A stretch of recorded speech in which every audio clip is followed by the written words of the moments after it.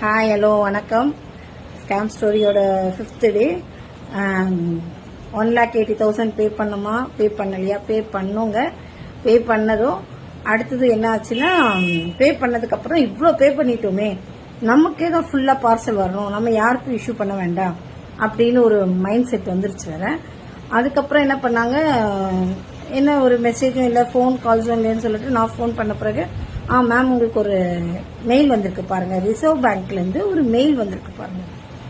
சரின்னு பார்த்தா மேலே ஹெட்டிங்லலாம் ரிசர்வ் பேங்க் அப்படியெல்லாம் போட்டிருந்தது, ஒரு சிம்பிள் போட்டிருந்தது, கீழே அப்படியே வந்து ஒரு லிங்க் இருந்தது. அந்த லிங்கை டச் பண்ணுங்க அப்படின்னாங்க. நான் லைன்ல இருக்கேன், நீங்கள் லிங்கை டச் பண்ணுங்க. அந்த லிங்கை டச் பண்ணதும் அவங்க அக்கௌண்ட்லேருந்து நம்ம அக்கௌண்ட்டுக்கு ஒரு 2,000 ருபீஸ் அப்படியே கிராஸ் பண்ணி வர மாதிரி ஒரு இது காத்து போயிட்டு இருக்கு. இப்படி போயிட்டே இருக்கும்போது ஸ்டாப் ஆயிடுச்சு. என்ன இது ஸ்டாப் ஆயிடுச்சு அப்படின்னு சொல்லி உடனே ஃபோனில் கேட்டதும், உங்களுக்கு ஒரு மெயில் வந்திருக்கு, ஓப்பன் பண்ணி பாருங்க அப்படின்னு. மெயில் ஓப்பன் பண்ண பிறகு என்ன வருதுன்னா, $27,000 டாக்ஸ் 3,60,000.